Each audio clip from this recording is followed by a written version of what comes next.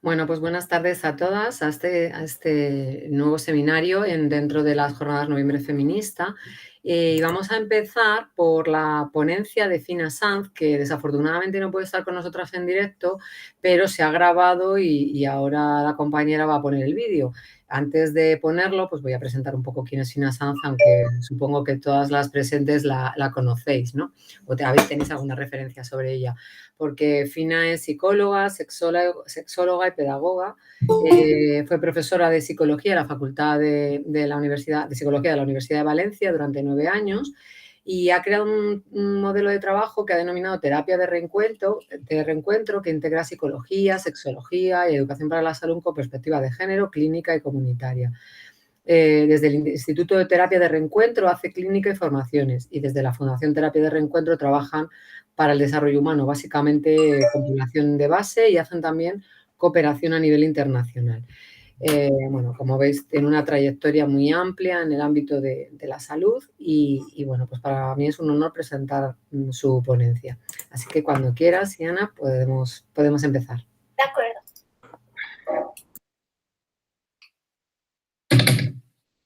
Bueno, ya está ya. Bien, buenos días. Pues muchas gracias por haberme invitado. Debido a la cantidad de trabajos que tengo actualmente, pues solamente puedo compartir a través de esta pequeña videoconferencia. Lo que voy a compartir es cómo trabajo en salud integral y desde qué planteamientos teóricos y personales lo hago. Siempre me gusta, primero que nada, presentar un poco mi origen de trabajo para que se entienda mejor. Yo soy de la generación de los años 70, si bien hacia finales de los 60, o mediados de los 60, cuando yo ingresé a la facultad, pues me vinculé con el movimiento feminista.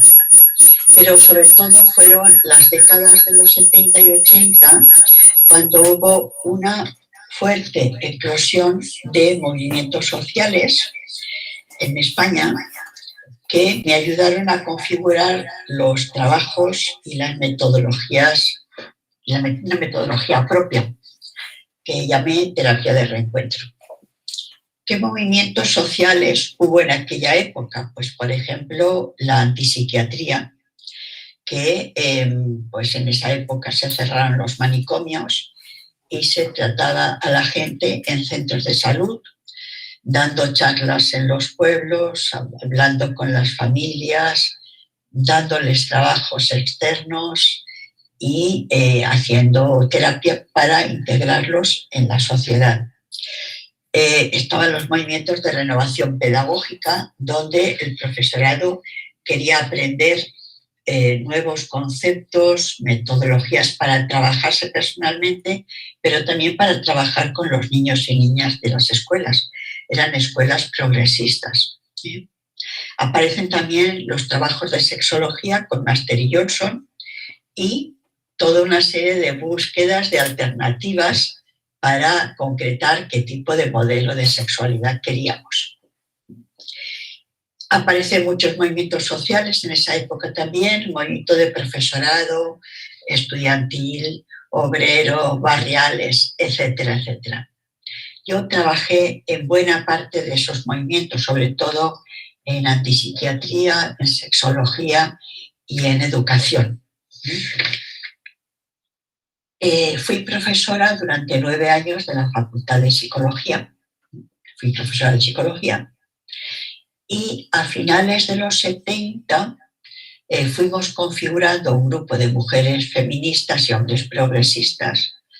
De aquella época fuimos configurando la Sociedad Sexológica del País Valenciano, que se oficializó en los años 80, donde ya se trabajaba por la diversidad sexual, ya se visibilizó el movimiento de liberación sexual y publicamos un manifiesto de derechos sexuales y reproductivos y publicamos un libro, La sexualidad como motivo, en el 80, en donde yo ya explicaba ahí uno de los métodos que yo posteriormente publiqué en el libro de psicoerotismo femenino y masculino. Y ahí ya lo contaba.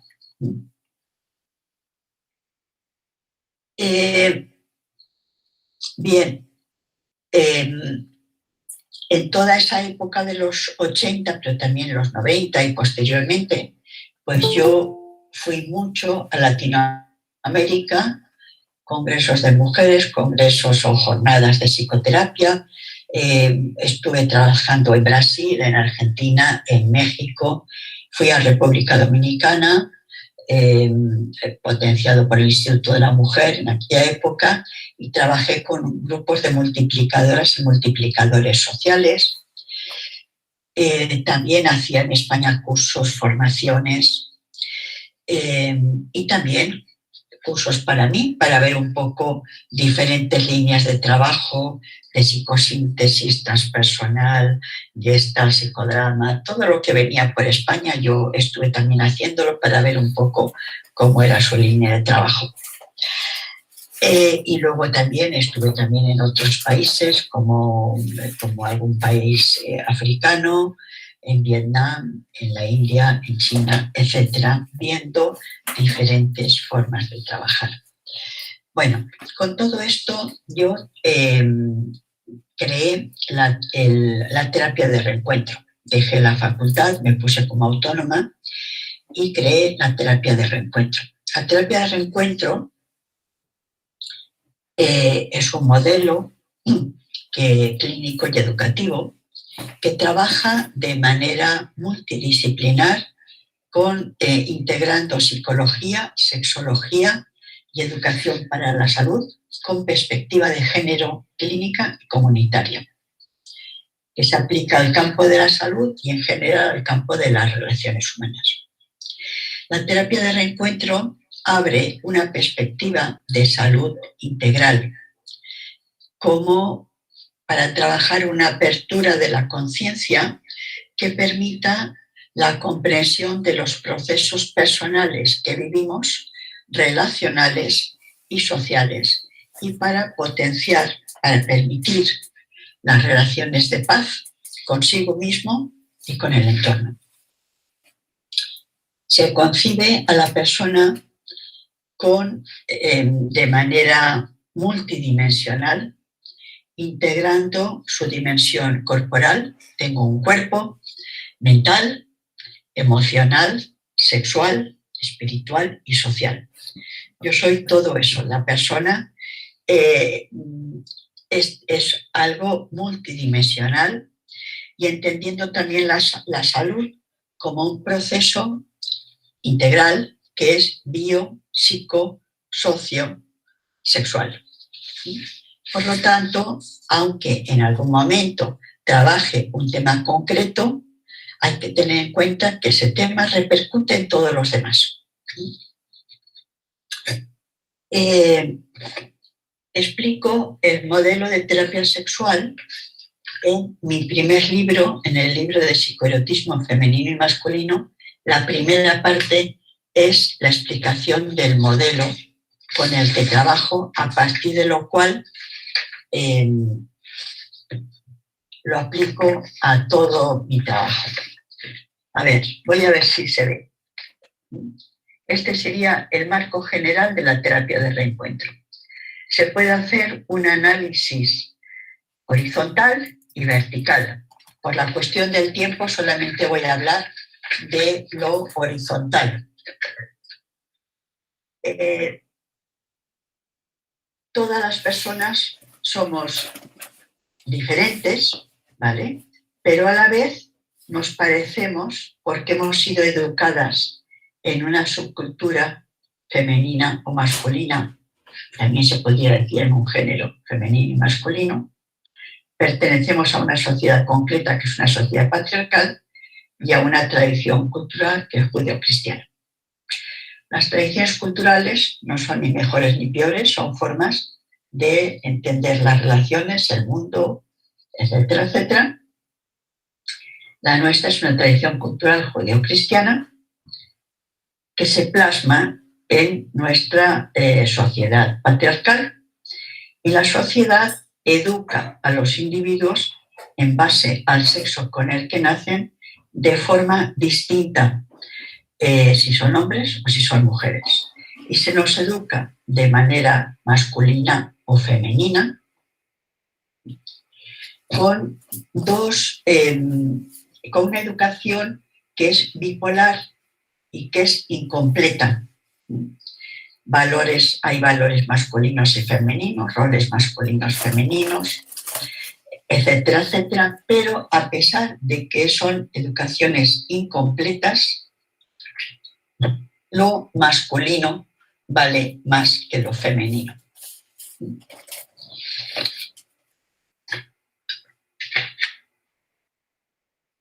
Y entonces, este modelo, que es un modelo de relación de poder, se transmite de manera fundamentalmente, en buena parte, de manera inconsciente, a través de los agentes sociales, la familia, la escuela, la universidad, los medios de comunicación, etcétera, etcétera, etcétera.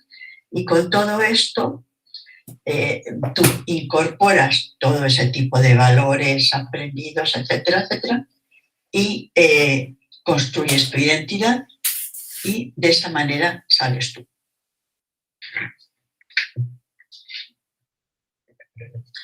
Entonces, yo digo,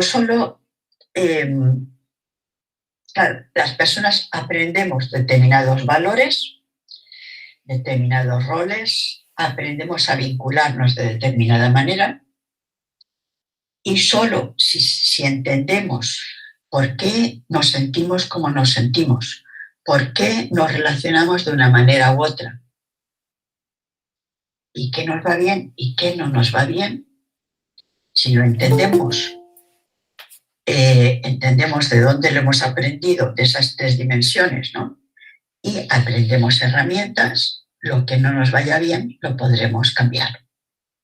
Por lo tanto, en la terapia de reencuentro se analizan y se intervienen los procesos en tres dimensiones. Siempre una dimensión individual, qué características tiene y problemáticas tiene la persona que consulta.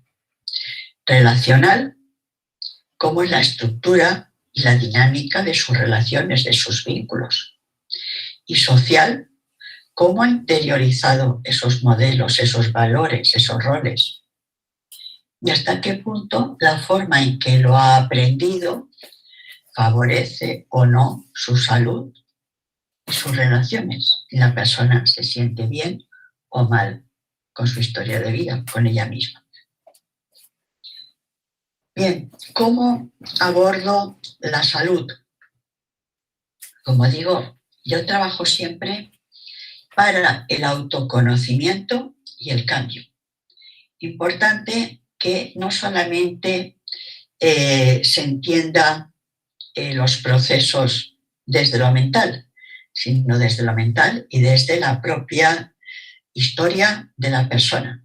Que la persona entienda y viva ese autoconocimiento y tenga herramientas para cambiar lo que tenga que cambiar y entienda que todos los aspectos están interrelacionados. Bueno, por supuesto, cuando he hablado del esquema del modelo de terapia de reencuentro, esto es lo que hay. Yo trabajo siempre para que la persona, mujeres y hombres, aunque a los hombres les cuesta mucho más, pero mujeres y hombres, tengan una educación completa, no polarizada, sino yo puedo ser fuerte y débil, puedo ser activa y pasiva, pues depende en qué momento, pero puedo serlo todo. Pero también tengo que aprender a manejarme las emociones para no hacerme daño y para no hacer daño. Y para trabajar en la igualdad. Las personas tenemos que empoderarnos de nuestra vida y trabajar desde las relaciones de igualdad, con respecto a las diferencias, porque todos somos diferentes, pero con respecto a las diferencias y el respeto a la propia vida. Bien, entonces, ¿cómo abordo la salud? Pues por una parte lo abordo a nivel clínico y por otra parte a nivel formativo. A nivel clínico, pues cuando viene la persona, lo que quiero es que entienda su problemática, la relación con su historia de vida, los aprendizajes que ha recibido y que ha interiorizado, y lo que quiere o no quiere cambiar de su vida y qué herramientas tendría para cambiar. Y a nivel formativo, trabajo para profesionales de diferentes ámbitos laborales, con 2 formaciones, con 2 másters. El máster de autoconocimiento, sexualidad y relaciones humanas en terapia de reencuentro, ese es el primero. Y el segundo, si hacen el primero, es máster de educación para la salud comunitaria y terapia sexual. En el primer máster lo que hago es explicar todo un mapa de conceptos de procesos humanos y de herramientas para manejarlos, que muchos de estos aspectos están publicados en libros que he escrito, pero hay otros aspectos que no he tenido tiempo de escribirlos, de publicarlos, pero todo un marco teórico-práctico para conocer cómo funcionamos. Yo trabajo siempre de forma teórico-práctica. Por una parte, explico conceptos, explico herramientas, y por otra parte, hacemos ejercicios para que tú entiendas cómo funciona eso en tu vida. Y trabajo con diferentes conceptos, muchos de ellos que ya lo he publicado en libros y otros que, como digo, no. Y también he escrito en otros libros, he colaborado en otros libros. Suelo empezar siempre, ¿quién soy yo con mi cuerpo? ¿Quién soy yo con mi cuerpo?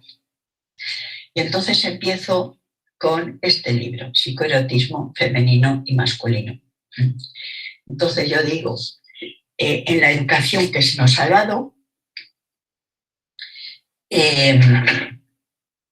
los hombres han aprendido una cosa, las mujeres otra, y eso también se plasma en el cuerpo y en la sexualidad.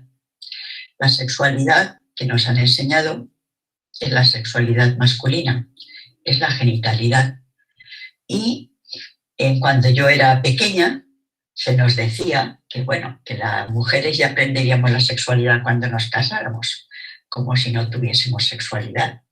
Pero yo descubrí en la práctica clínica que las mujeres teníamos una sexualidad que no era reconocida como tal, que era lo que yo he llamado erótica global. Las mujeres tenemos toda una sensibilidad en todo nuestro cuerpo, porque nos acariciamos, nos hacemos cosquillitas, nos masajeamos, etcétera, etcétera, y el cuerpo adquiere un tipo de placer suave, difuso, que incluye también los genitales, todo el cuerpo, pero es un placer difuso, suave y relajante, diferente a la erótica genital, que está más localizada y que es más aguda. Y entonces yo empecé a enseñar a los hombres y a las mujeres a trabajar con su cuerpo para sentir que eran personas completas. Entonces trabajé con el método de sensibilización corporal y de autosensibilización que está escrito en ese libro. A partir de ahí escribo los vínculos amorosos, es decir,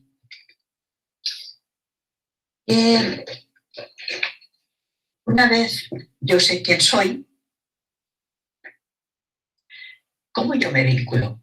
Porque las personas necesitamos vínculos para vivir, no podemos estar aisladas, nos enfermaríamos, necesitamos vínculos.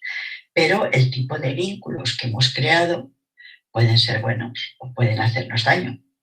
Entonces ahí yo explico qué elementos forman parte de los vínculos humanos. La seducción, ¿por qué me gusta esta amiga o esta pareja? ¿Qué me atrae de esa persona? Lo que es la fusión, lo que es la separación, lo que son los guiones de vida, lo que es el espacio personal, es decir, mi vida y tu espacio personal, tu vida, y qué queremos compartir. Hablo de las crisis y los duelos, de los conflictos, de los laberintos, etcétera, etcétera. A partir de ahí, escribí otro libro que se llama Los laberintos de la vida cotidiana, en donde yo, que estaba viviendo en ese momento una situación laberíntica importante, quise escribir explicando que en los laberintos se vive toda una serie de procesos, se hace un viaje interior, que eso lo explico siempre, todos los laberintos, por dónde pasamos y que tenemos que aprender de ese laberinto.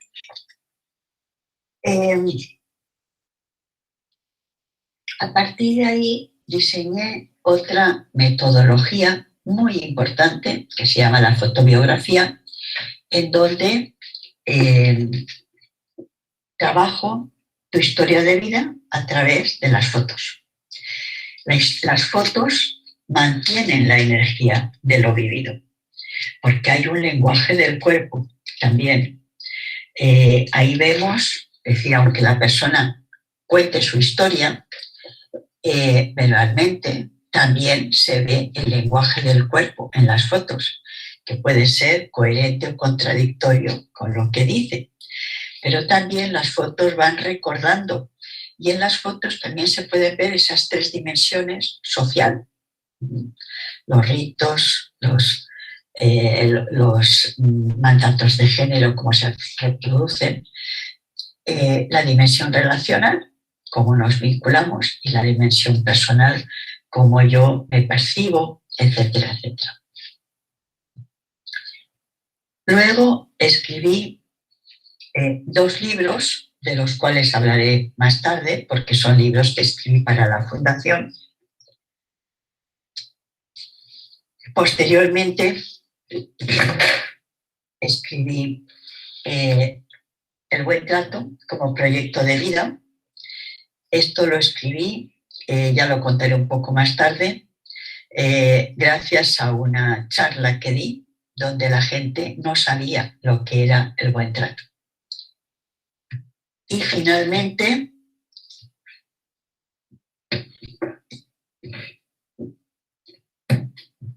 he escrito La pareja, un proyecto de amor, que esto lo explico sobre todo en el segundo máster, en donde aplico conceptos de los vínculos, conceptos de psicoerotismo, pero sobre todo el buen trato.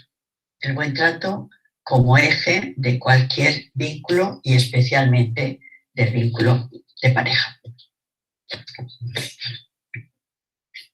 Todo mi trabajo siempre está basado en el buen trato, en las relaciones de paz, en las relaciones de igualdad, en la convivencia y en la negociación.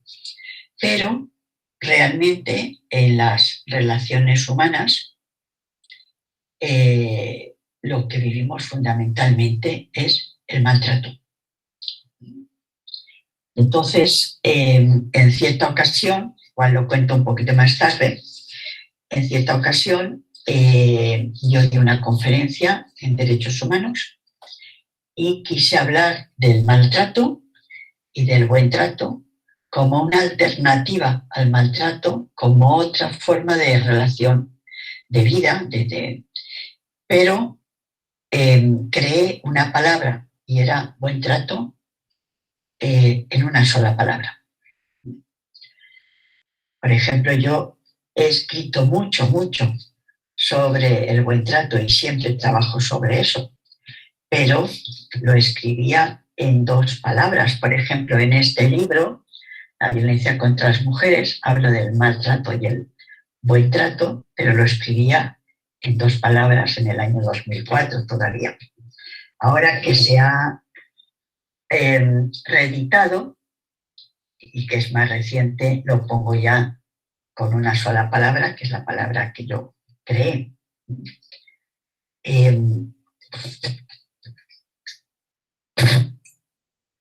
Bien, entonces yo digo, hay que crear la palabra buen trato. Yo la creé porque en el diccionario de la lengua española no está. Y si lo escribís en el ordenador, tampoco está, os la separa. Buen trato. Entonces hay que crear la palabra, hay que dotarla de contenido y hay que crear el verbo bien tratar, que tampoco está. Entonces todo lo que yo hago en formaciones y en clínica es para que la persona aprenda a bien tratarse y a bien tratarnos. Y también planteé otro modelo en lo social. El segundo máster, que es Educación para la Salud Comunitaria y Terapia Sexual, está basado es para las personas que, habiendo hecho el primero, que tienen todo un mapa y lo han incorporado en su propia vida, quieran trabajar para la comunidad. Y entonces les enseño a que todo lo que hemos trabajado se podría sintetizar en 3 talleres que se pueden trabajar para la población, de manera como grupos comunitarios. Y les enseño a llevar un taller de autoconocimiento para el cambio, de vínculos afectivos para la convivencia, como promoción de buen trato y prevención de violencia, y un taller de crisis y duelos y laberintos, crisis y duelos. Y también hablo de cómo trabajo en terapia de pareja y terapia sexual. Todo esto que os he contado lo hago desde el Instituto Terapia del Reencuentro. Y por supuesto me piden en otras universidades y en otros espacios a veces talleres de lo que yo hago en los másters, y lo hago desde el instituto, tanto en España como en Latinoamérica. En el año 2000 creé también la Fundación Terapia de Reencuentro, que es una organización sin ánimo de lucro para promover el desarrollo humano basándose, como siempre, en el autoconocimiento, la creación de vínculos para la convivencia y la promoción del buen trato. Lo trabajamos a nivel nacional, pero también a nivel internacional. Hemos apoyado proyectos en Senegal hace ya muchos años para una cooperativa de mujeres. Hemos apoyado a México en el terremoto del 17. Hemos hecho desde la Fundación un convenio de colaboración con la Facultad de Psicología de la UNAM de México, donde hemos hecho 10 jornadas de terapia de reencuentro gratuitas para la población universitaria y para la población en general mexicana. Hemos ayudado en el terremoto de Haití, en Colombia, hemos trabajado, hecho terapia con defensoras y defensores de derechos humanos. Hemos hecho talleres con mujeres migrantes, exiliadas y refugiadas. Hemos colaborado en Honduras, etcétera, etcétera. Y hacemos pequeños talleres de base, para población de base, en donde, por ejemplo, hace años quise hacer un taller para mujeres en la segunda mitad de la vida y me pareció tan interesante que pedí permiso para escribir el libro, y también lo hice con hombres de la segunda mitad de la vida. En estos momentos lo hacemos continuamente, ese tipo de talleres, ya para hombres de todas las edades o para mujeres de todas las edades. Y hacemos continuamente, son talleres para población de base, para población, gente que no tiene estudios, que no hace terapia, que no hace formaciones, pero también pueden hacerlo gente profesional. Fundamentalmente son talleres de escucha. Yo me escucho, yo hablo. ¿Cómo me siento en estos momentos de mi vida a nivel físico? Y a nivel emocional, y a nivel sexual, y a nivel espiritual, que no es religioso, y a nivel social. Entonces me escucho y también las demás personas me escuchan y yo escucho a las demás personas y voy trabajando un pequeño proceso de autoterapéutico, pero sobre todo se crean vínculos que es muy importante. Y a partir de ahí hacemos otros talleres de relación con la madre, con el padre, con los hombres, con las mujeres, etcétera, etcétera. Y mucha gente que ofrece también otros talleres pues sobre cáncer de mama, sobre yoga, sobre meditación, etcétera. También hemos creado un grupo que yo he propuesto que lo llevasen 3 hombres, que lo coordinasen 3 hombres, que se llama Hombres por el Buen Trato. ¿Por qué? Porque las mujeres estamos muy receptivas a trabajarnos, a hablar, ¿no? Y a cambiar cosas en nuestra vida, y los hombres muy poco receptivos. Entonces siempre hay que trabajar a abrir un espacio también para que los hombres puedan trabajarse y trabajarse desde el buen trato. Bien, además de esos libros, pues yo escribí muchos artículos desde los años 80, siempre con la idea de que las personas se conozcan, se cuiden, se bien traten, sepan manejar su vida y establezcan buenos vínculos desde la igualdad, el respeto, saber negociar o saber despedirse de la mejor manera posible cuando pues, queremos despedirnos de un vínculo amistoso, de pareja o como sea.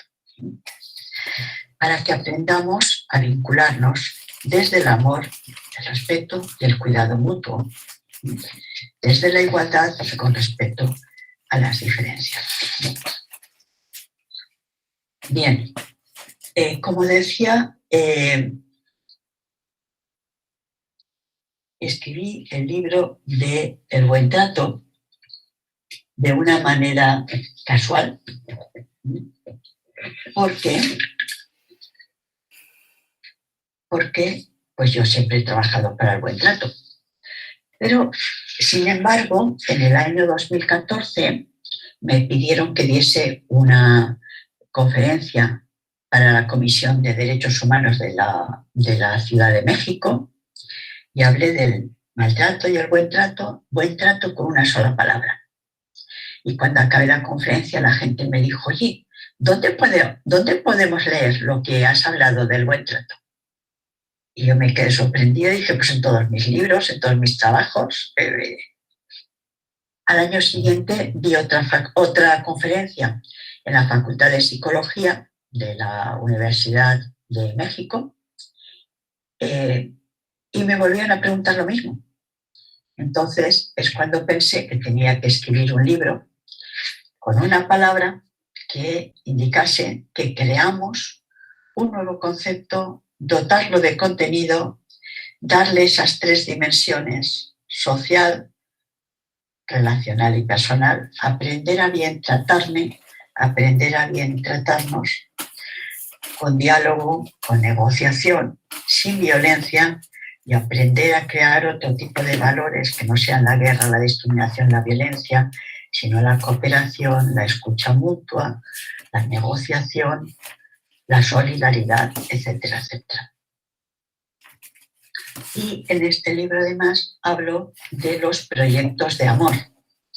Los proyectos de amor que pues, es la concreción de nuestra capacidad de buen trato y de amor que tenemos todas las personas y que podemos concretar en nosotros, en nuestras relaciones, en la naturaleza, con los animales, con las otras personas. Y bueno, pues siempre me gusta decir que es importante crear proyectos de buen trato. Realmente para mí, mi trabajo es un proyecto de buen trato. Ayudar a otras personas a conocerse, a cambiar lo que quieran cambiar en su vida y a vivir mejor y a entender por qué están donde están. Y todo lo que yo enseño y lo que trabajo, yo digo que tendría que aprenderse desde lo preescolar, desde las escuelas, desde las casas. Pero luego hemos de plantearnos cómo los niños y las niñas van a aprender otra forma de relación humana si las maestras y maestros, los papás y las mamás no conocen todos estos procesos, no lo pueden enseñar. Pues entonces los niños y las niñas aprenden de lo social lo que ven y reproducen. Y especialmente llamo la atención de que la única educación sexual que se está haciendo es el porno y los niños la están viendo gratuitamente desde el ordenador desde los 6 años. Y las niñas un poquito más tarde suelen verlo. Pero se está viendo eso, con lo cual lo que aprendemos es la violencia. La no escucha del otro. Yo quiero hacer esto y lo hago y no me importa tú lo que pienses. Entonces, en resumen, yo digo, pues todas las personas tenemos una capacidad infinita de amor, de desear sentirnos bien, en paz, en salud y en igualdad y en alegría. Podemos estar en alegría y sentirnos bien. Por lo tanto, hemos de conocer procesos humanos, hemos de conocer por qué funcionamos como funcionamos, de dónde lo aprendimos, de lo social, cómo lo hemos aprendido de los agentes sociales que lo transmiten en buena parte de manera inconsciente, cómo nos ha ido la vida en nuestras relaciones, conmigo misma, cómo he construido mi identidad y qué me ha ido mal, no me gusta y quiero cambiarlo, y qué me ha ido bien y me lo quedo, me gusta y me lo quedo. Pues con todo ello, comprendiendo mi historia y teniendo herramientas, me puedo empoderar de mi vida para vivir la vida que quiero y tener las mejores relaciones posibles. Y aportar también al mundo, a lo social, parte de ese amor que tenemos, ese amor que tengo, para vivir en igualdad, con respeto a las diferencias, con cuidado mutuo y buen trato. Muchas gracias.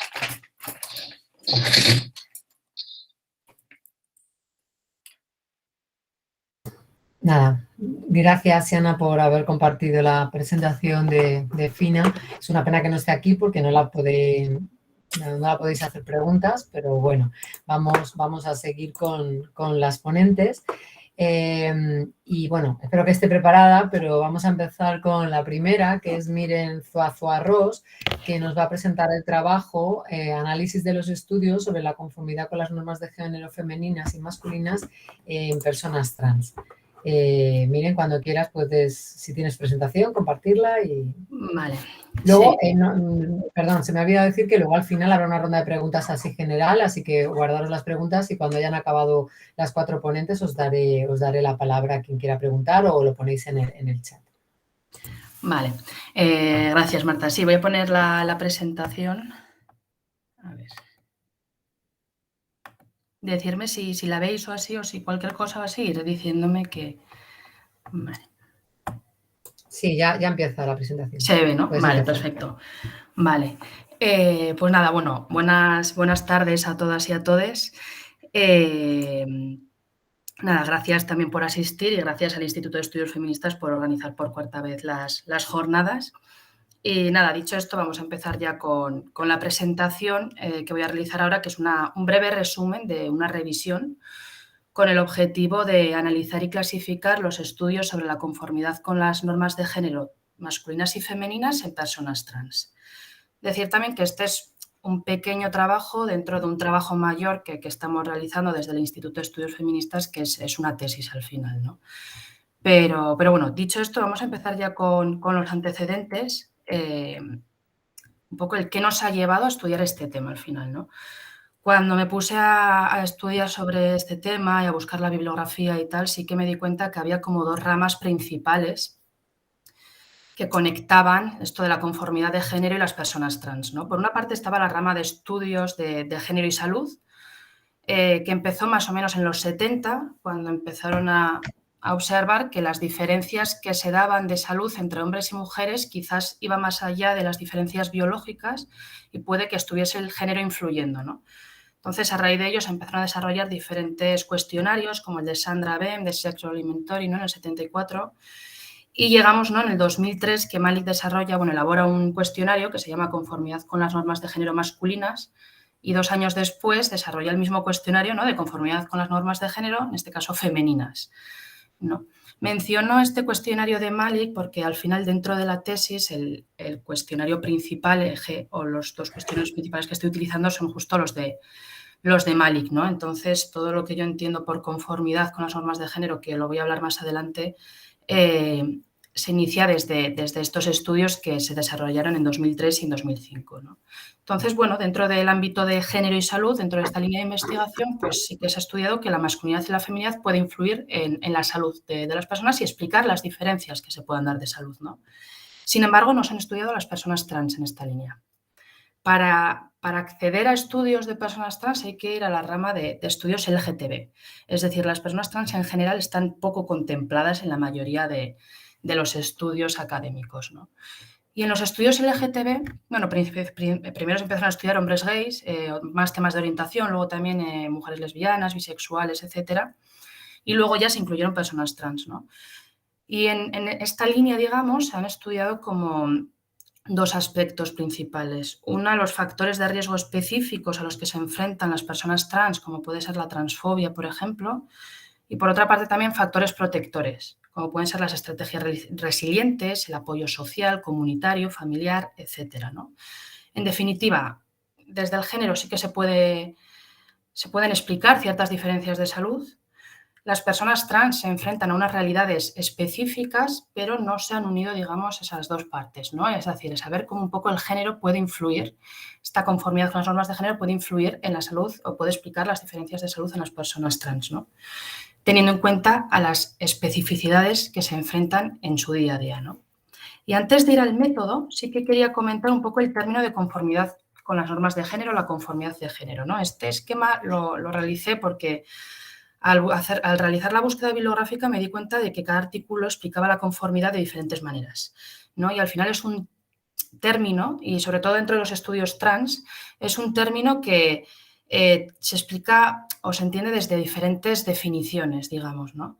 Entonces, aquí lo que quiero explicar un poco es, bueno, el cuadrado de arriba aparece lo de normas de género, eso simplemente hace referencia a que las estructuras, luego lo veremos más en profundidad, pero que las estructuras al final nos construyen y construyen la conformidad que desarrollamos con respecto a las normas de género, ¿no?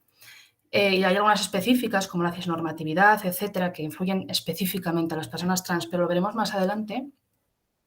Y luego, cuando hablamos ya de conformidad, disconformidad de género no es sí o no, ¿no? Es un poco un espectro. Y dentro de este espectro, primero hay 2 puntos. Uno, que lo de evaluación interna y externa, es decir, yo me puedo considerar una persona súper conforme con las normas de género, pero la gente igual me puede leer como una persona disconforme con el género, ¿no? Entonces, eso sería la evaluación externa, es decir, la valoración ajena, y la mía de yo cómo me leo o yo cómo leo las normas de género, ¿no? Esa sería la evaluación interna. Los artículos centrados en la evaluación externa son artículos al final centrados en la discriminación, en las violencias, etcétera, ¿no? Y luego, por otra parte, hay aquí como 5 categorías diferentes. Estas 5 categorías vienen de abajo está la cita de Tate de 2014, que hizo un modelo para explicar diferentes categorías dentro del género, ¿no? Incluí la de orientación sexual, porque al final son categorías independientes entre sí. ¿Qué significa esto? Yo, por ejemplo, puedo ser una persona muy disconforme con la orientación sexual, muy conforme con la identidad y conforme y disconforme a la vez con los roles y las expectativas de género, ¿no? Entonces, dentro de estas 5 categorías nos vamos moviendo en la conformidad, por así decirlo, ¿no? Entonces, simplemente para acotar de cómo voy a explicar o a qué me refiero en esta presentación cuando hablo de conformidad con las normas de género, hago referencia a esa evaluación interna, es decir, cómo yo evalúo o qué conformidad yo desarrollo con respecto a la categoría de roles y expectativas de género. Y me voy a centrar aquí porque al final la definición que da Malik y desde donde desarrolla sus cuestionarios encajaría dentro de esta categoría, ¿no? Entonces, simplemente después de mencionar desde dónde entendemos, por lo menos en esta presentación, la conformidad, vamos a pasar al método. Bueno, esto brevemente, tampoco me voy a centrar mucho. Aquí aparecen un poco las bases de datos, etcétera, en la que se realizó la revisión, los criterios de inclusión y de exclusión. Entonces, una vez utilizadas todas esas bases y esos criterios, ¿no? Pues en este diagrama se pueden observar las fases que se llevaron a cabo en la búsqueda bibliográfica, ¿no? En un principio encontramos 3.164 artículos y después de la fase de cribado y de elegibilidad, es decir, de valorar su elegibilidad, es decir, después de quitar los duplicados, después de leer título y abstract y después de leer artículo entero, al final seleccionamos 47 artículos. Y aquí se observan los resultados de toda la búsqueda, digamos, ¿no? Es un esquema, luego vamos a ir un poco por partes, ¿no? Pero esto sería un poco la unión de todos, ¿no? De todos los resultados que se obtuvieron en la búsqueda. Y como podéis observar, está dividido en 3 niveles, que es el nivel estructural, social e individual. Aquí comentar 2 cosas. Por una parte, que cuando menciono nivel social, en sí yo creo que es más correcto o preferiría utilizar nivel relacional, ¿no? Y luego, por otra parte, que en sí esta división de niveles se ha realizado para facilitar la clasificación de la conformidad con las normas de género en personas trans, ¿no? Pero sí que era uno de los objetivos, pero sí que es cierto que, y sobre todo desde el punto de vista psicológico o desde la intervención diaria en la psicología y desde la terapia, estos son niveles muy difíciles de diferenciar porque al fin y al cabo las personas creamos, construimos esta estructura, esta parte social, pero a la vez la estructura, la parte social o la parte relacional nos está construyendo continuamente, ¿no? Entonces, separar esos aspectos no es fácil, ¿no? Esto simplemente es para facilitar la clasificación, pero siempre puede haber, ¿no? Muchas excepciones o diferencias, digamos, ¿no? Entonces, vamos a ir ahora un poco por partes. En primer lugar está lo que sería el nivel estructural. Esto también tiene mucho que ver con lo que he comentado al principio, con el término de conformidad de género, ¿no? Al final lo que decía, pues en la estructura, ¿no? Social, digamos, hay unas normas y una de ellas son las normas de género. Y dentro de las normas de género hay 2 muy específicas que influyen de manera particular, de manera muy específica a las personas trans, que es la cisnormatividad y la transnormatividad. Cuando hablamos de cisnormatividad es el dar por hecho que todo el mundo es cis, ¿no? Esto se observa a diario pues al final las personas trans, y esto yo lo trabajo mucho en terapia, porque bueno, en la asociación en la que trabajo con personas trans, especialmente con mujeres trans en contexto de prostitución, y cuando hablamos de la identidad, llega el momento en el que tienen que salir del armario, que se dice, ¿no? Es decir, reafirmarse, tienen que pasar un proceso de afirmación social, pero primero empieza en la familia, ¿no? Y el tener que salir del armario al final es una muestra de que al final pues, damos por hecho que todo el mundo es cis, ¿no? Pero no solo es la cisnormatividad, sino que esto también conlleva el cissexismo. Esto significa la superioridad de la identidad trans de la cis hacia la trans, ¿no? Esto se puede observar clarísimamente en insultos que reciben a diario. A mí, usuarias mías, cada 2 por 3 nos dicen de que o les han llamado Manolo o Travelo, ya de insultos, no hablar ya de violencia física, que también es muy común, ¿no? Pero el cissexismo también se observa desde la pena, cuando tratamos desde la pena a personas trans, ¿no? Esto, por ejemplo, otra vez, ¿no? En ese momento igual de la adolescencia, ¿no? Que le dices a tu padre o a tu madre, ¿no? Lo mismo puede suceder en las orientaciones, ¿no? Esa salida del armario, ese proceso de afirmación y al final a veces se escucha, ¿no? Que la madre o el padre puede decir, es que tengo miedo a que te pase algo, ¿no? Entonces ese miedo al final está proyectando a la persona adulta sobre el menor, la menor, ese miedo, y también lleva implícito otro mensaje que es el ocúltate de nuevo, ¿no? Y el ocultamiento ya veremos luego, pero al final también hace mucho daño.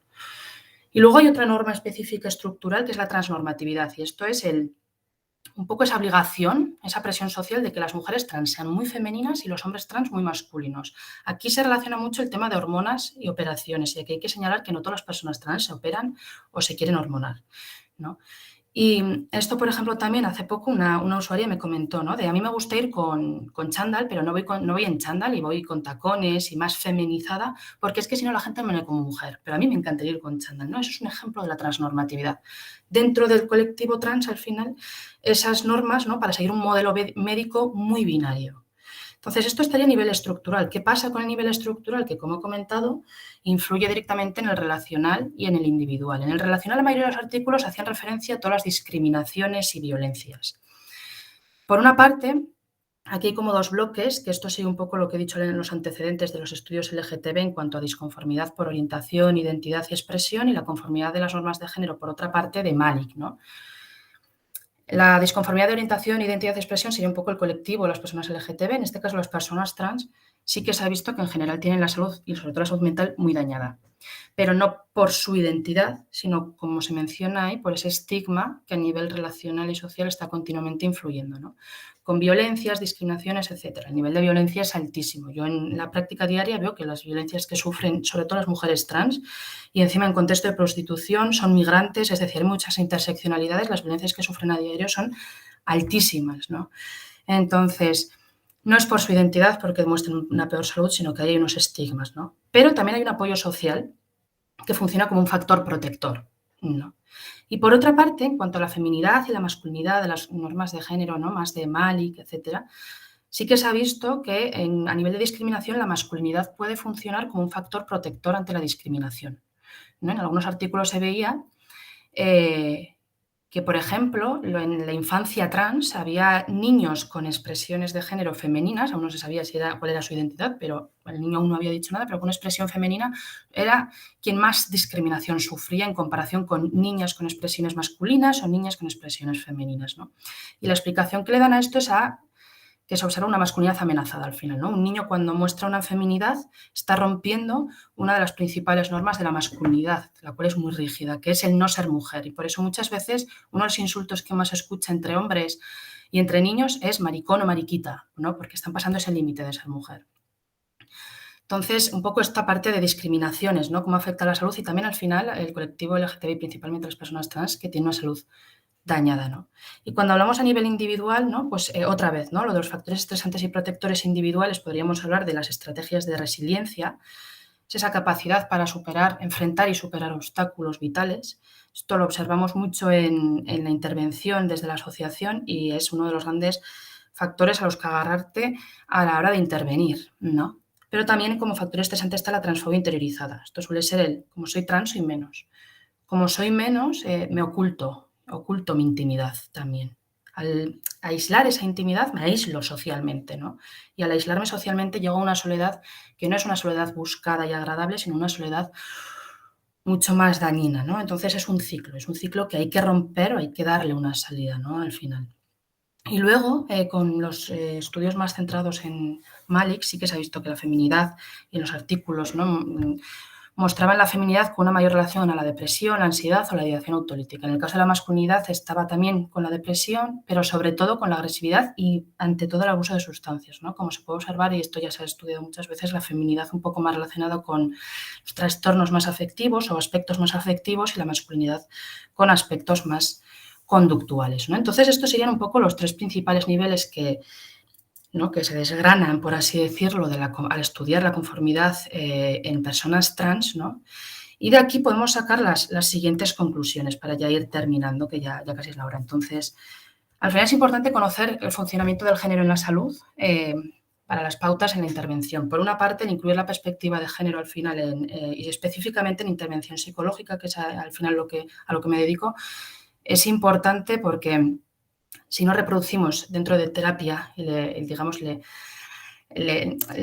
reproducimos continuamente los roles de género, ¿no? Y se los pasamos, por así decirlo, ¿no? Se lo transferimos a la otra persona. Y luego, por otra parte, también es importante en terapia estar siempre con los oídos bien abiertos, ¿no? Y eso implica también el conocer los mecanismos de género y cómo pueden influir en la salud te hace abrir un poco más, ¿no? Y el indagar un poco más en esos mecanismos psíquicos que le están sucediendo a la persona que tengas enfrente. Por otra parte, hay una ausencia clara de datos de las realidades trans a nivel académico, ¿no? Yo creo que socialmente las personas trans están invisibilizadas y también académicamente. Esto es al final algo transversal, ¿no? Se pregunta en los estudios o en los datos públicos por el sexo, hombre-mujer, pero ahí a veces igual necesitamos ampliarlo, porque ¿qué pasa con las personas trans o las personas no binarias, ¿no? Esto hay más realidades al final. Luego lo que comentaba, ¿no? El marcar a qué conformidad nos estamos haciendo referencia es importante señalarlo, porque se considera a todas las personas LGTB como si fuesen disconformes, ¿no? Igual están muy conformes con los roles y las expectativas, es lo que he dicho, hay muchas mujeres trans súper femeninas y súper conformes con los roles y expectativas, en parte por esa presión social, por ser muy femeninas y en parte porque también han sido educadas dentro de la misma sociedad patriarcal que el resto, ¿no? Entonces, es importante la conformidad, la disconformidad no tiene por qué ir de la mano del colectivo LGTB y por otra parte también hay que señalar que no todas las personas LGTB viven las mismas realidades. Una mujer lesbiana, un hombre gay o una mujer trans viven realidades diferentes, ¿no? Entonces está bien como colectivo de cara a la lucha, por así decirlo, y la transformación grupal y social, pero ojo que individualmente tienen realidades muy diversas, ¿no? Y ya para terminar, pues lo que comentaba y lo que es comentado desde el principio, ¿no? Importante, pues al final aquí hay una ausencia de datos en la conformidad con las normas de género en personas trans. Entonces, bueno, pues seguir esa línea de investigación, pues incluyendo a las personas trans, pues es un camino que queda un poco por descubrir, ¿no? Entonces, nada, acabamos ya aquí. Muchísimas gracias por vuestra atención y luego, pues si tienes cualquier pregunta o lo que sea, pues estaré encantada de poder responderlas. Pues muchas gracias, Miren. Vamos a continuar para ver si cumplimos los tiempos.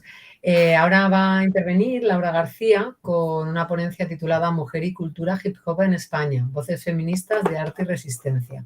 Así que, Laura, cuando quieras. Muchas gracias, Marta. Voy a ver si puedo compartir.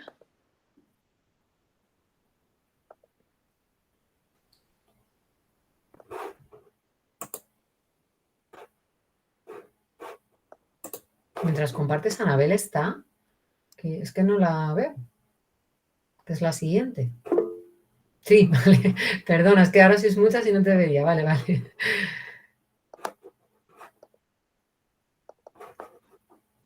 ¿Me decís por fin si estoy compartiendo? Sí, ya está, ya se puede ver, cuando quieras. Vale, perfecto, muchas gracias. Bueno, pues buenas tardes, gracias a todas las asistentes y bueno, al INSTIFEM por volver a celebrar este noviembre feminista y hacerlo posible. La verdad es que me siento muy agradecida de poder compartir mi trabajo acerca de un universo cultural que a mí personalmente me ha marcado muchísimo desde muy temprano, desde la preadolescencia, y que, bueno, pues ha sido uno de mis grandes referentes, tanto artísticos como de pensamiento. Y además, poder a través del análisis que yo hago, dar un poco de visibilidad a lo que creo que es una producción a nivel cultural muy profusa en nuestro país por parte de mujeres, pero que además tiene una gran calidad y que la excepción un poco de los últimos tiempos está como un poco visibilizada, no se la tiene en cuenta tanto como se debería, ya que no solamente es de una alta calidad, sino que también contiene un discurso sociopolítico muy potente, un discurso feminista, empoderador y que pues en muchas ocasiones también es interseccional, decolonial, inclusivo y bueno, y que sobre todo supone una resistencia feminista porque siempre se ha desarrollado y ha crecido en un entorno bastante hostil. Bueno, para introducirnos un poco en los conceptos, la cultura hip hop se ha definido a sí misma como parte de la cultura popular más callejera, que llena el espacio público de expresiones reivindicativas que nos hablan desde la voz de personas alejadas de la cultura más mainstream para acabar representando a generaciones enteras desde los espacios urbanos, adaptándose a las realidades más crudas de las calles en cualquier lugar del planeta para contar, expresar descontento y también mostrar creatividad pues casi a partes iguales. Bueno, sabemos que el término hip hop viene del término hip, que significa cadera, y hop, que es saltar, brincar, bailar. Y bueno, pues parece que tiene sus orígenes en la canción de Sugar Hill Gang, la primera canción que sería genuinamente considerada de rap, la de Ice Up de Hip Hop, de Heavy, que bueno, ya sabéis, el 79. Las primeras representaciones neoyorquinas avalan lo que acabará siendo todo un estilo de vida, de creación que abarca múltiples disciplinas y, bueno, pues como podemos ver en el icono de abajo, la cultura hip hop pues abarcaría tanto la parte musical, a los platos, como al micro de los MCs, de esos maestros de ceremonias, la parte más visual, plástica, con la expresión a través del graffiti y, bueno, la parte de expresión corporal, artística en cuanto a la danza con el breakdance. Taki 183 se supone que es el responsable de lo que acabó siendo el graffiti a partir de sus firmas ahí en Nueva York. Lo que es la cultura en torno al breakdance, los B-girls, los B-boys, pues surgieron también a partir de las batallas entre bandas de jóvenes afroamericanos y latinoamericanos en el sur del Bronx, en Nueva York, en torno a los años 70. Y bueno, pues al igual que lo que es la cultura del rap, nació a partir de peleas de lo que denominan peleas de gallos, pues también en el breakdance nació a partir de lo que llamaban el UPROC, estas peleas entre bandas a través de la danza. No considerado un elemento perteneciente a la cultura hip hop, pero muy, muy relacionado está toda la cultura del skate, que aunque se desarrolló en otro lugar, en Malibú, ahí tiene sus orígenes, es el deporte urbano por excelencia, con lo cual, aunque con orígenes distintos, son paralelos en el tiempo y tienen múltiples conexiones por esa cultura urbana a la que pertenecen.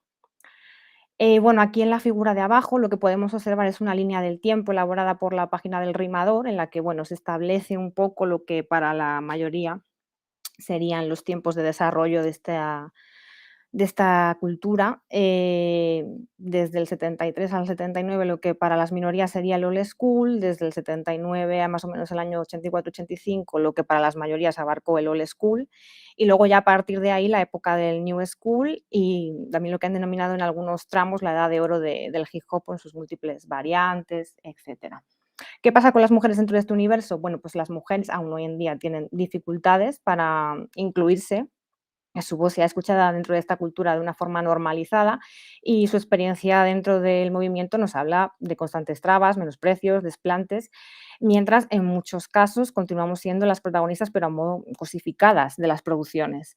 Aún así, las estrategias de resistencia que se han creado en este entorno a priori hostil han sido realmente eficaces y han logrado dar como resultado una interesantísima y profusa producción de material cultural y artístico que, como decía, es de altísima calidad en este movimiento que lleva ya evolucionando más de 50 años. Bueno, como creación cultural que es, como parte del sistema, pues también es una construcción conductora de estereotipos y opresión, como cualquier expresión artística se contextualiza en su tiempo y dentro de una estructura social concreta y por lo tanto en nuestro contexto está expresando esa línea patriarcal que además por los condicionantes concretos que tiene este tipo de manifestaciones culturales parece que es incluso más exacerbado.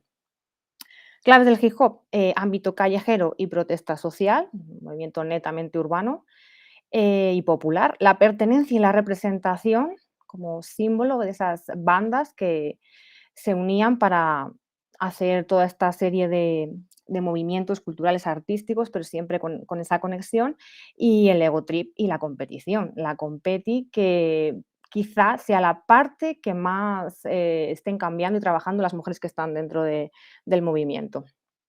Adriana Fernández Llaneza ha hecho un estudio que ha titulado Bitches and Sisters, los estereotipos de género en la música rap. Y bueno, después de su lectura, la verdad es que el planteamiento que sería cualquier persona que siga el movimiento y cualquier mujer sería, yo creo que el de que, bueno, siempre nos hemos planteado alguna vez al escuchar el género que hay una contradicción ahí interna, porque el rap nos categoriza con una imagen muy esencialista y fuertemente cosificada a las mujeres, el rap que es producido por hombres. En el caso de las mujeres de descendencia afroamericana, pues habría una discriminación múltiple en este sentido, porque bueno, se las estereotipa a partir de ideas como la de las gold diggers, las baby mamas o las top y más actualmente las ratchets, que bueno, pues están vinculadas a otros arquetipos como la mami o la Jezabel de la época esclavista, etcétera, etcétera. Vemos a su vez, por un lado, artistas que trabajan con artistas mujeres que trabajan con estas mismas imágenes hipersexualizadas, pero a la contra también otras muchas que a priori hacen lo contrario, con lo cual hay un movimiento a la contra femenino. Y bueno, también el hecho de que de que existan mujeres en la escena rompiendo del todo ambos estereotipos, pues bueno, también supone algo sumamente subversivo y empoderador. Aquí en el panel lo que podemos observar es pues lo que sería la influencia del entorno del rap desde Estados Unidos, desde su origen, con grupos tan reconocidos como los Wu-Tang Clan, los Public Enemy. Bueno, ahí abajo tenemos al DJ Afrika Bambaataa, desde el germen de la producción. Arriba a la derecha tenemos, por ejemplo, al rapero Notorious Big, que fue asesinado con esa lucha interna que se desencadenó entre costa este, costa oeste, dentro del movimiento. Y bueno, pues lo que podemos ver es eso, esa influencia tan gangsta, violenta, que acabó siendo en la que derivó ese movimiento que en el principio era más reivindicativo y hablaba más de derechos sociales. En cuanto al graffiti, la expresión del graffiti para las mujeres, Luisa Hernández Gerse, de la Universidad Autónoma Metropolitana de México, hizo un estudio que concretamente nos habla de las condiciones que esta práctica suponen para las mujeres. Es una práctica callejera, nocturna, clandestina, ilegal, arriesgada, organizada, creativa, rebelde, y su objetivo es supuestamente dejarse ver en el espacio público y por lo tanto se asocia mucho con el género masculino. Naturaliza este hecho, por un lado, la participación de los hombres y también naturaliza a su vez la exclusión de las mujeres y su invisibilización cuando quieren hacer aparición en el movimiento.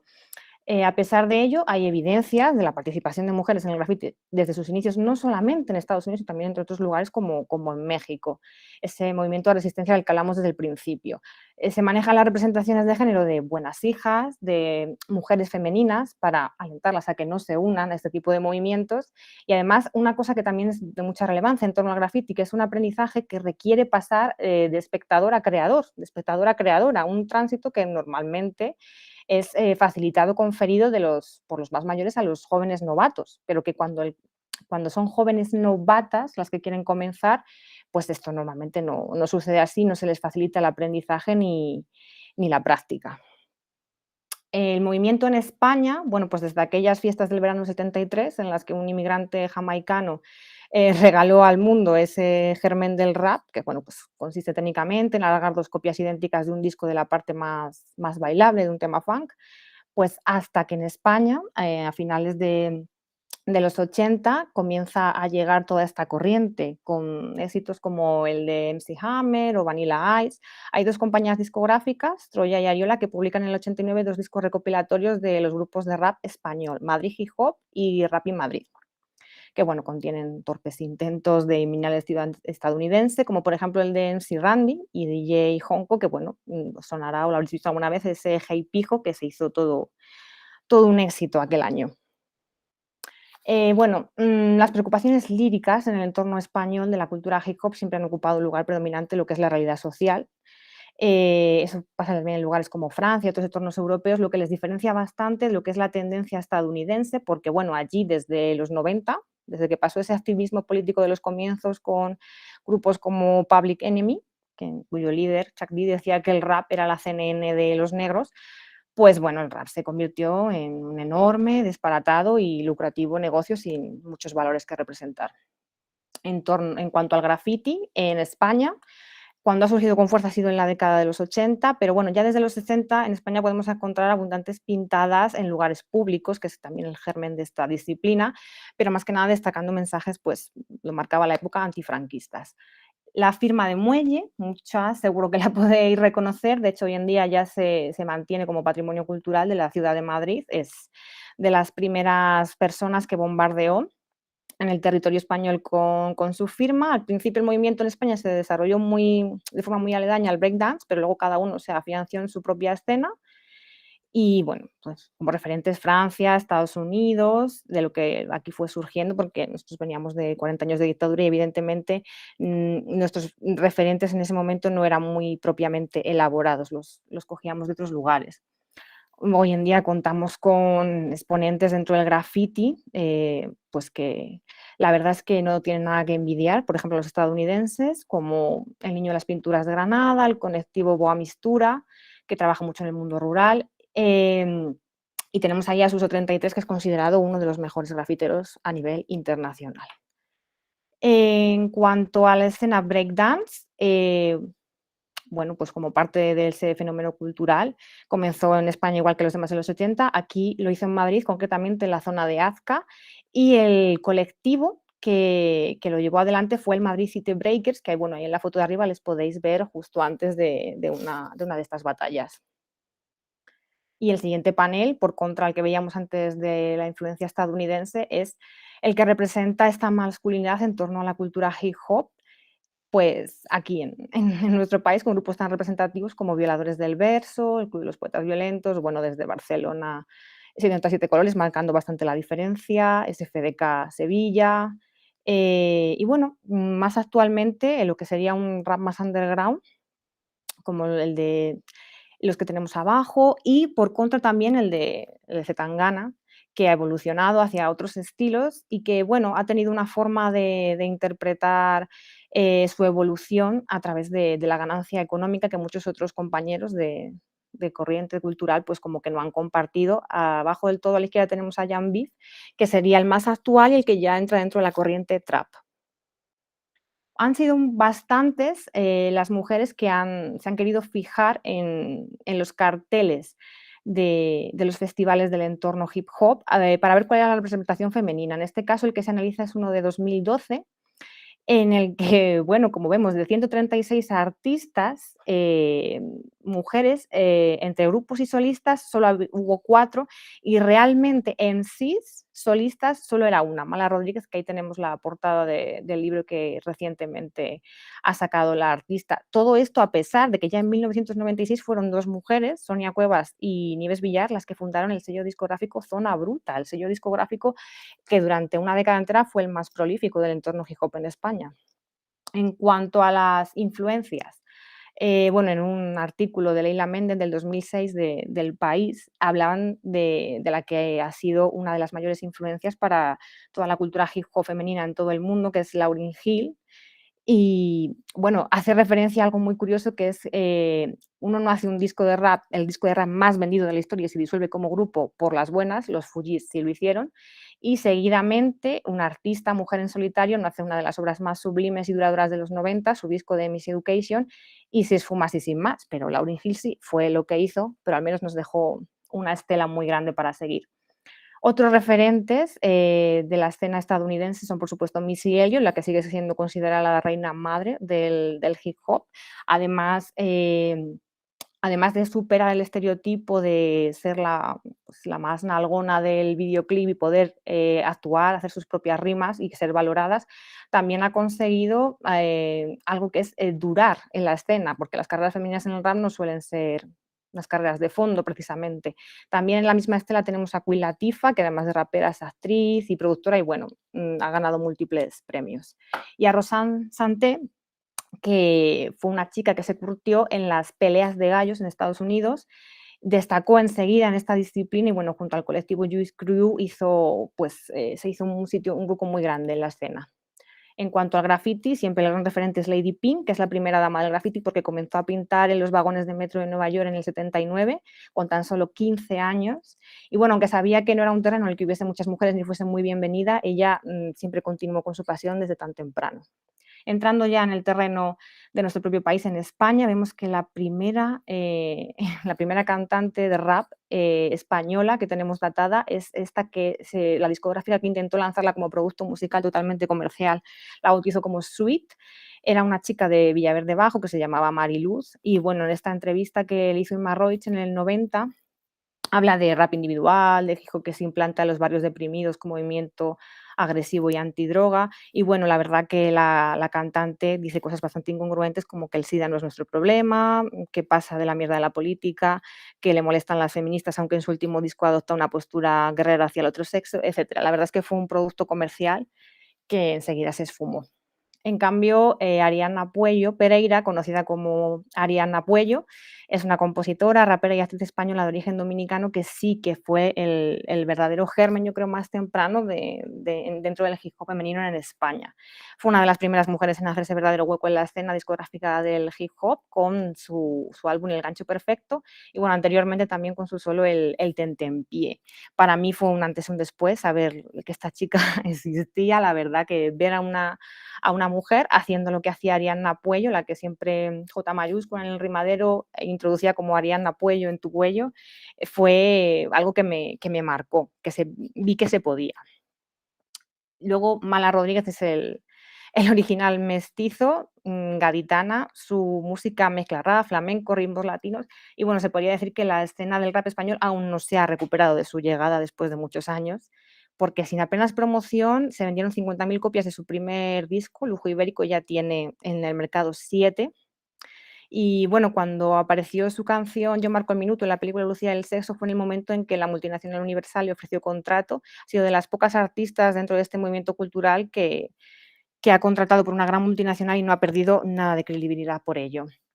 En cuanto a premios, bueno, pues su palmarés es espectacular ya. En 2007 el premio de MTV latinoamericano, el premio Grammy Latino a la mejor canción urbana en 2010, el premio Grammy Latino al mejor álbum urbano en el 2013 y recientemente le han integrado el Premio Nacional de las Músicas Actuales del 2019, que no pudo entregarse antes por tema de la pandemia COVID.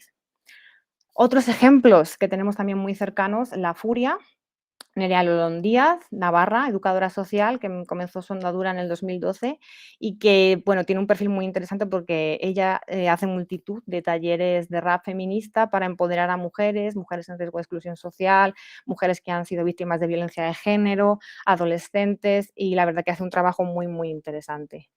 Gata Katana, Ana Isabel García Laura, Llorente. Sí. me sabe mal, pero para no alargarnos mucho, ¿vale? Me está encantando, pero no sé si te queda mucho o... No, que, no me bueno, queda mucho. era para Presento. avisarte del tiempo, ¿vale? Vale. Que ya has gastado 15 minutos, pero bueno, te damos unos minutos más. Vale, muchas gracias, perdón, enseguida acabo. Bueno, Gata Katana, como sabéis, la perdimos hace unos 4 años de forma muy inesperada por un problema cardíaco que se la complicó. Y bueno, además de rapera, nos ha dejado sus libros de poesía, como este que tenemos aquí, que es el de la escala de Mohs.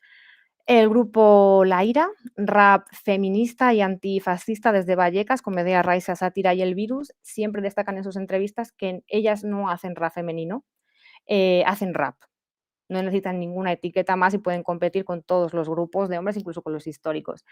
Tribade es el grupo barcelonés que sobre todo destaca por su contenido social y LGTB, tiene muchas seguidoras en este sentido. Después tenemos el grupo Las Niñas del Corro, que la verdad que destacan por su frescura y su forma de trabajar, han sido unos de los grandes destacados de los pasados años, y también Las Niñas Perdidas, que también son catalanas y entienden el rap como herramienta política para dar voz a las sin voz. Siempre se te ocupan de temas políticos en sus letras. Miss Raisa, en el arte de Ego de Imane, que es una rapera que se vale de las letras para dar forma a sus pensamientos y trabajar los prejuicios a los que se enfrenta por ser una mujer musulmana. Esta es una chica que en redes tiene constantemente un acoso permanente por el hecho de ser mujer dentro del mundo del hip hop y musulmana y la verdad que me parece en este sentido un gran referente.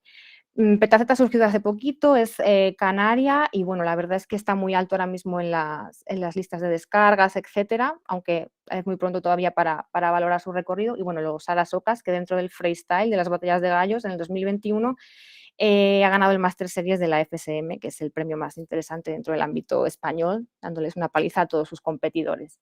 Graffiti, tenemos a Miss Van, que es considerada de las pioneras dentro del street art, es una francesa que lleva afincada en Barcelona ya desde hace décadas.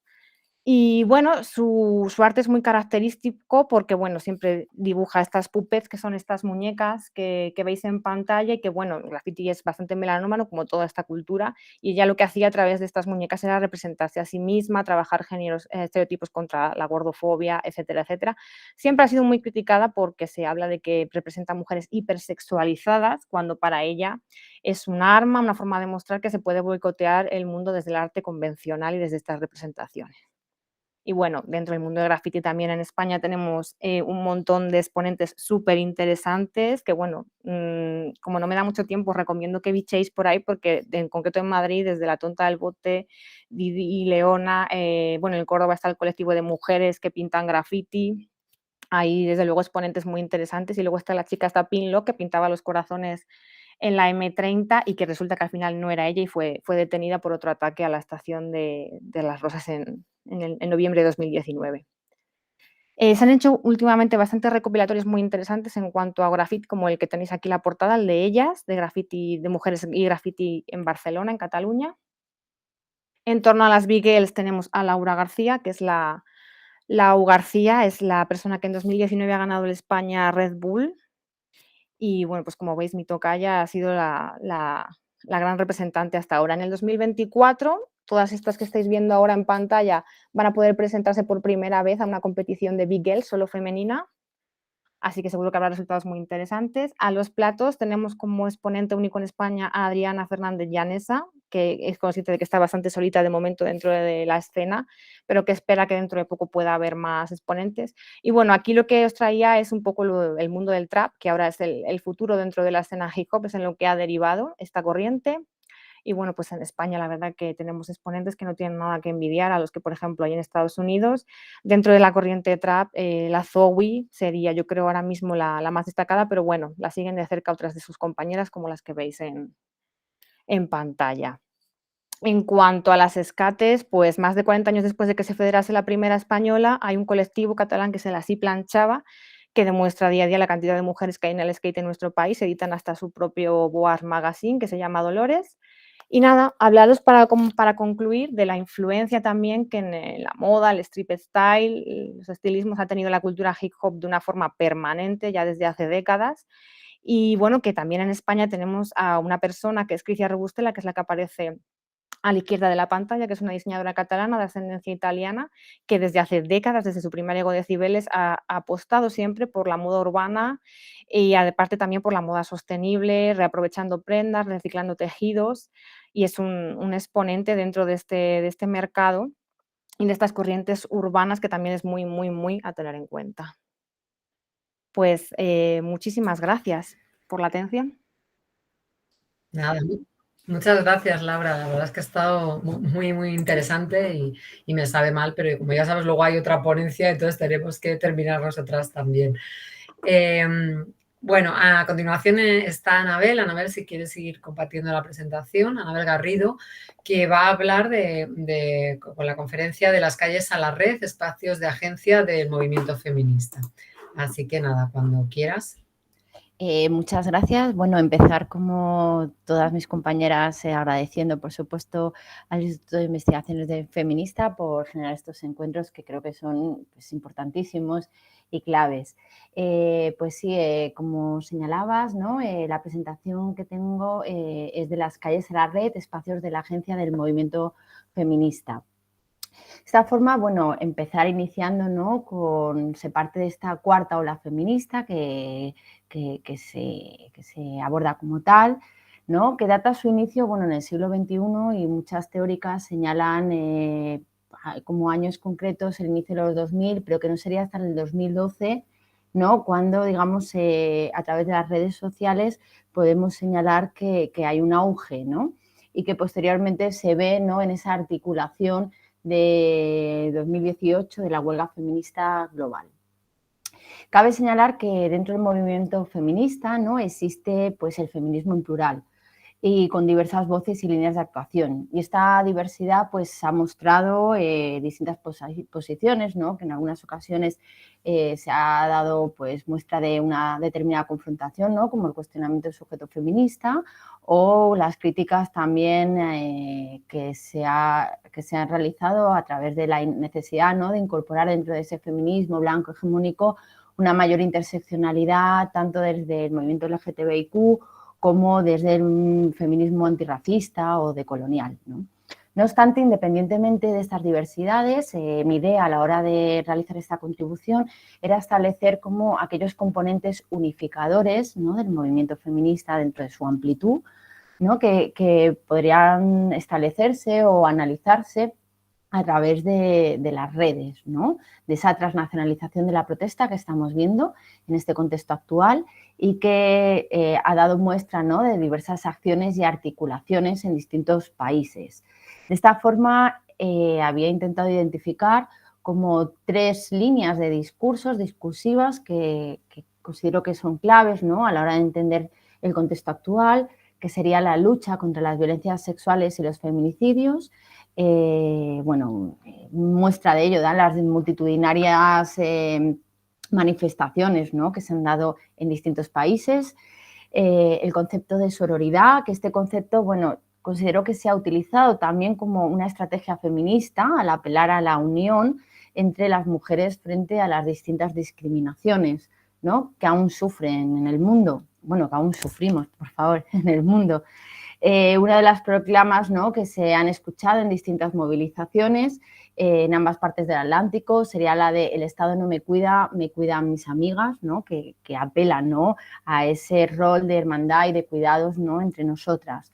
Y luego, por otro lado, el concepto de empoderamiento, que esta palabra, ¿no?, traducida del inglés empowerment y que muchas veces está muy desnostada, ¿no?, también por diversas instituciones a la hora de promover la igualdad, la quería retomar también como un concepto clave, ¿no?, porque imbrinca, ¿no?, dentro de esta estrategia feminista desde lo individual, lo personal, ¿no?, en esa amplitud de capacidades, pero por supuesto, ¿no?, con una acción colectiva, con una necesidad colectiva de empoderamiento, ¿no?, que busca ese cambio en las relaciones de poder y que creo que se manifiesta muy bien, ¿no?, en el lema de la huelga feminista global de "si nosotras paramos, se para el mundo".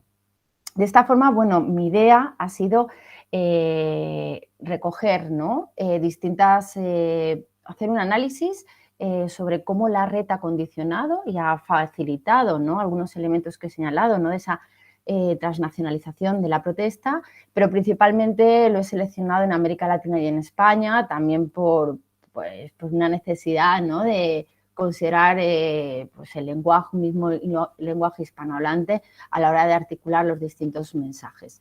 Y de esta forma he identificado 2 vías de análisis, uno que sería una generación de lo que se podría llamar una comunidad narrativa, ¿no?, a través de los hashtags, que sería vía Twitter, o sea, estuve también viendo la opción de Reddit o de otras redes sociales, pero consideré que quizá Twitter era la más adecuada, ¿no?, por mayor impacto con respecto a Reddit y mayor facilidad, ¿no?, a la hora de buscar esos hashtags, ¿no?, como paraguas aglutinadores de mensajes. Y por otro lado, la creación artística, ya bien sea individual o colectiva, en otras plataformas como puede ser Instagram, ¿no?, como red social, o la plataforma de vídeos de YouTube.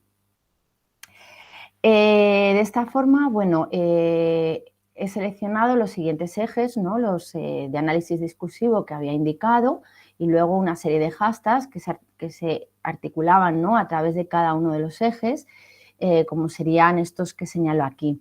No me voy a detener mucho en ellos porque debido a la brevedad del tiempo me gustaría luego poder un poco ampliar algunas otras cuestiones. Y de esta forma tendríamos por un lado Twitter, ¿no?, con los hashtags que he señalado, Instagram, he señalado Facebook, pero principalmente he recogido como algunas de las, digamos, experiencias artísticas, en este caso principalmente ilustraciones, cómics o viñetas, ¿no?, de las que han tenido, de las, artistas que tienen mayor impacto, ¿no?, como es Lola Vendetta, Moderna de Puebla o Flaviana Banana. Y por otro lado, YouTube con acciones, ¿no?, reivindicativas que también han tenido un impacto en el número de visualizaciones en esta plataforma, como son las morras, las hijas de violencia o las tesis, como seguramente conocéis todas. De este modo, lo que he intentado es recoger 3 vías de análisis. Por un lado, como señalaba, Twitter como una herramienta discursiva y que se erige como una de las redes sociales con mayor impacto, como os decía, que tiene sobre la construcción de esos relatos compartidos, ¿no?, que pueden generar una comunidad narrativa. En segundo lugar, Instagram como una herramienta visual, en concreto esa producción artística y reivindicación feminista a través del dibujo, promoviendo también la conciencia feminista desde el trabajo individual y hacia la conciencia individual de quien puede acceder a ver estos dibujos o ilustraciones, y YouTube, ¿no?, como herramienta audiovisual que ha hecho posible también pues no solo el conocimiento de determinadas acciones en otros lugares, sino la réplica de estas acciones que están iniciadas, que se inician en la calle, que se reproducen también a través de vídeos, ¿no?, que han sido difundidos posteriormente, llegando pues eso, a replicarse en un efecto en muchos casos dominó, ¿no?, en otros países.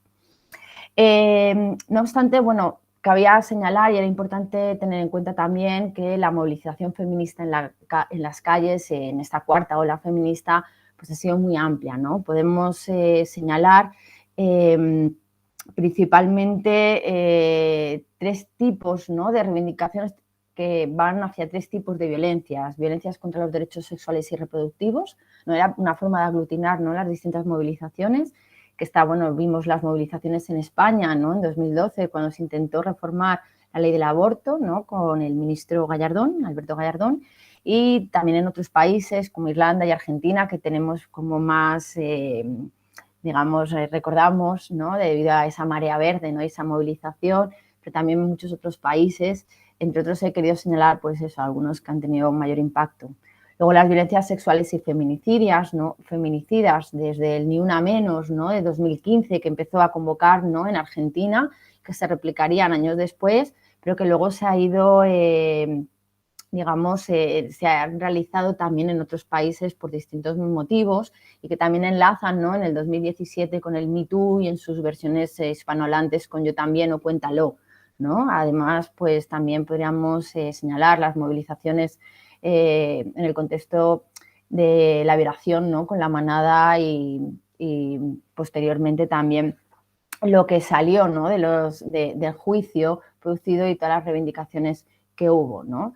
Así como violencias sociales y políticas en la reacción a esos discursos machistas que hemos podido ver en Estados Unidos con la Women's March, o en el ENAU, ¿no?, el No, en Brasil, en Chile, ¿no?, las revueltas sociales también, ¿no?, frente a esa impugnación al Estado patriarcal, ¿no?, de Chile, ¿no?, con las tesis.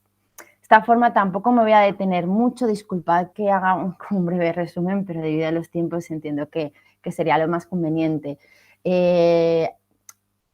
Principalmente lo que he hecho ha sido hacer un análisis, ¿no?, a través de los hashtags que he indicado, para ver cómo se han generado esas comunidades narrativas y de qué manera se han ido interrelacionando unos con otros. De esta forma, bueno, aquí es a través de una herramienta que es gratuita, que se llama Hastify o Keyhole, que nos ayudan un poco a articular de qué manera, pues, o sea, a ver cómo se articulan cada uno de los hashtags y cómo se van señalando. Independientemente, aunque estas herramientas suelen dar con una frecuencia de 2 semanas vistas, he hecho un seguimiento a lo largo de 5 o 6 meses y prácticamente las diferencias son menores.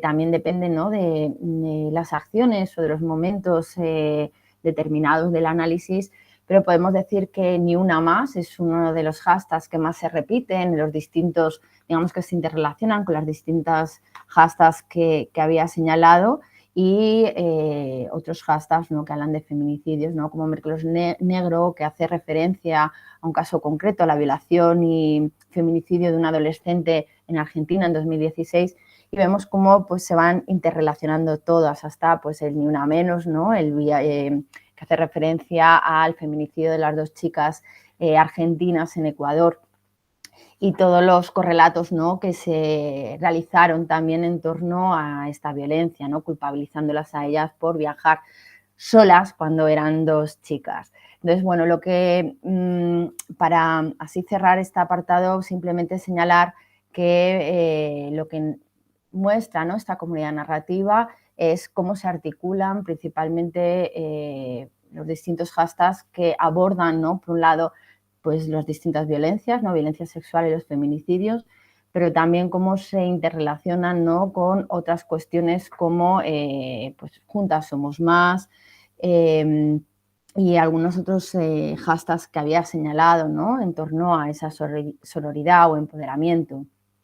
De esta forma, bueno, en todos los hashtags, como os decía, se relacionan entre sí y generan paradigmas discursivos donde se interpela también a lo individual, desde las propias experiencias individuales, así como lo colectivo a través de esa agenda feminista, ¿no?, que se busca, y a través de ese espacio digital. De esta forma, la réplica en todos se ha utilizado, ¿no?, de distintas convocatorias, también se han utilizado como convocatorias para la acción en las calles y las acciones políticas, así como os decía, pues denuncias individuales que van desde lo individual y el reconocimiento, ¿no? A través de mi experiencia personal, emito un mensaje en el que denuncio mi situación individual, pero que es correspondida y es contestada, ¿no?, por esa comunidad global.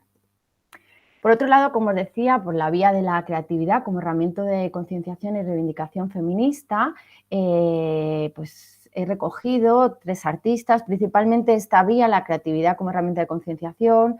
He recogido por el número, ¿no?, de seguidoras o seguidores, ¿no?, en Instagram,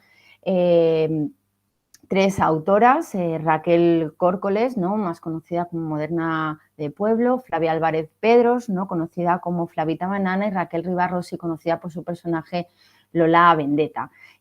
Las 3 son españolas, como podréis ver, y luego las acciones colectivas son de Latinoamérica.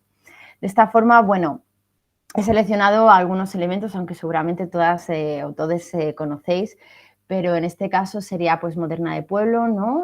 Son imágenes que podéis sustraer de sus redes sociales, de Instagram, y en este caso, pues bueno, es Nosotras Paramos, ¿no?, que aborda, o sea, que llama, ¿no?, al 8M y a esta huelga general. Flavita Banana, que bueno, se caracteriza por su sarcasmo e ironía, así como, bueno, mezcla el costumbrismo y la absurdidad dentro de sus viñetas. Y por otro lado, Raquel Rivas, como os decía, más conocida por su personaje Lola Vendetta, que bueno, digamos que es un personaje, no sé si lo conocéis, imagino que sí, que a través de su rabia, ¿no?, y la katana, acompaña, ¿no?, las distintas viñetas y se enfrenta, ¿no?, contra las distintas discriminaciones. En las imágenes, pues como os decía, seleccionadas, podéis ver cómo pues, se aborda desde pues eso, la sororidad, juntas somos más fuertes, y aquí, bueno, un poco esas críticas y esa denuncia a la violencia, y también somos una red indestructible y estamos juntas en esto, que interpela también algunas de las cuestiones pues, que había señalado en estos elementos discursivos. Por último, la relación de esas acciones feministas, ¿no?, realizadas en la calle y que se visualizan, ¿no?, a través de YouTube. Y aquí he seleccionado principalmente 3 colectivos, ¿no?, que han generado acción y que son de América Latina. Las Hijas de Violencia y las Morras, que son de México, y las Tesis, como todas sabéis, de Chile, ¿no? Aquí estarían ellas. Bueno, señalaros algunas cuestiones. Las Hijas de Violencia y las Morras, como os decía, son 2 colectivos de México y han utilizado pues, digamos, las acciones en la calle, ¿no?, a través de la denuncia del acoso callejero. En concreto, las Hijas de Violencia lo que hacen es, a través del arte performativo y el punk, actúan en la calle disparando a sus acosadores con pistolas de confeti, ¿no? Como podéis ver aquí, son las que portan las máscaras de animales, están a la derecha. Ellas lo que hacen es, con la letra, eso que tú hiciste hacia mí se llama acoso, si tú me haces eso de esa forma yo respondo, no tienes derecho, perdonad que lo lea textualmente, pero si no, no lo recuerdo, y lo que haces es de un cerdo sexista, machista, que es lo que tú quieres, ¿no? De esa forma lo que hacen es evidenciar a los agresores que acosan, ¿no?, en las calles. Y lo que hacen, la búsqueda es, pues eso, avergonzarles, hacer esta denuncia a través también de evidenciarles, ¿no? Considerando que esto genera también esa lucha empoderante, ¿no? Y, bueno, en sus propias palabras, ellas señalan algo así como: definitivamente sabemos que no vamos a cambiar el mundo, pero con toda certeza sabemos que hemos cambiado el nuestro. Por otro lado estarían las morras, que están a la izquierda, que son las que visten de negro, y ellas cuentan con distintos vídeos, ¿no?, también realizados en la calle, que luego suben a través de las redes sociales y de la plataforma de YouTube, En este concreto son las morras se enfrentan a sus acosadores, entonces vestidas de negro transitan las calles de México DF y van grabando. Frente a los distintos acosos, ellas les interpelan, ¿no? Preguntando qué les han dicho, poniéndoles en evidencia y efectivamente también grabándoles. Y por último, bueno, estaría la performance Un violador en tu camino, que no podría no estar, ¿no? En este análisis realizado por el colectivo La Tesis en 2019, ¿no? En las protestas de Chile. El cántico, bueno, acompaña esa acción, ¿no? Muestra las distintas violencias sufridas por las mujeres, ellas señalan las visibles como también las invisibles, ¿no? Inician con eso del patriarcado es un juez que te juzga por nacer y nuestro destino es la violencia que no ves. Entonces, en esa violencia que no ves, ¿no? Aluden a ese poder tridimensional, ¿no? Que señala Steven Lux, en el que establecen que hay unas jerarquías de género. Entre las violencias que ves, pues señalan los feminicidios, las desaparecidas, ¿no? Y las violaciones, pero además digamos que se indica el espacio de impunidad del agresor y por eso es, es un cántico tan interesante, ¿no? En el que frente a estas situaciones se indica quiénes son, o se señala quiénes son los agresores, el Estado, el patriarcado, ¿no? Los policías, bueno, ellos señalan los pacos, el presidente, el Estado opresor es un macho violador. Y por otro lado también abordan, ¿no? La revictimización de las mujeres, ¿no? En cómo se utiliza los discursos y de qué manera se señalan a las mujeres como culpables de estas violencias cuando intentan, cuando en su cántico, ¿no? Intentan modificar esta mirada y señalan lo de y la culpa no era mía ni dónde estaba ni cómo vestía, ¿no? Culpabilizaciones que nos resuenan, ¿no? Dentro de ese sistema patriarcal. Además, denuncia las carencias del Estado para proteger a las mujeres, indica el concepto de cuidados y protección, así como esa relación de sororidad entre mujeres. La fuerza del cántico y la simplicidad, bueno, ha generado que en el espacio digital sea un lugar propicio, ¿no? Para su difusión, como es la utilización de una herramienta como YouTube, que cualquier persona puede subir un vídeo aunque no sea de una gran calidad, ¿no? Y compartido a través de las redes sociales. Esto ha generado un fenómeno, un efecto viral, ¿no? Que se ha replicado en distintas ciudades de distintos países y de distintos idiomas, como bien sabemos. Y sin duda este performance ha supuesto un hito en la movilización feminista, ¿no? Y las réplicas adaptando esas letras, ¿no? A las distintas realidades y los distintos idiomas, como señalaba, y han sido también de nuevo replicados en la red. Convirtiendo, por tanto... Perdóname, pero sí, vale, vas a terminar, perdona. Sí, justo me queda una diapositiva, disculpar. Bueno, pues eso, como os decía, señalando un violador como un violador en tu camino, como un himno feminista, ¿no? De esta cuarta ola feminista. Y por último, y ya con esto cierro, sería en esta cuarta ola feminista, bueno, es importante tener en cuenta pues eso, que la red es un espacio de protesta, es un espacio de protesta público, ¿no? Que ha permitido, como señalaba, esa transnacionalización de las reivindicaciones locales, ¿no? Fortaleciendo además también la alianza y la generación de un impacto social que trasciende las organizaciones, colectivos y asociaciones y que también interpela a la sociedad en su conjunto. Aunque es importante no caer en ese determinismo tecnológico, ¿no? El acceso casi continuo a la red ha permitido pues, también una mayor rapidez en el mensaje, ¿no? Interacción y articulación, convirtiendo también en una herramienta facilitadora, como aquí se ha señalado, para tres cuestiones claves. Por un lado, la concienciación feminista, porque la producción de diversas creaciones artísticas, ¿no? Así como mensajes a través de Twitter, con contenido feminista, ha ofrecido pues, un impacto social, ¿no? Que es difícil, en algunas cuestiones es difícil de analizar,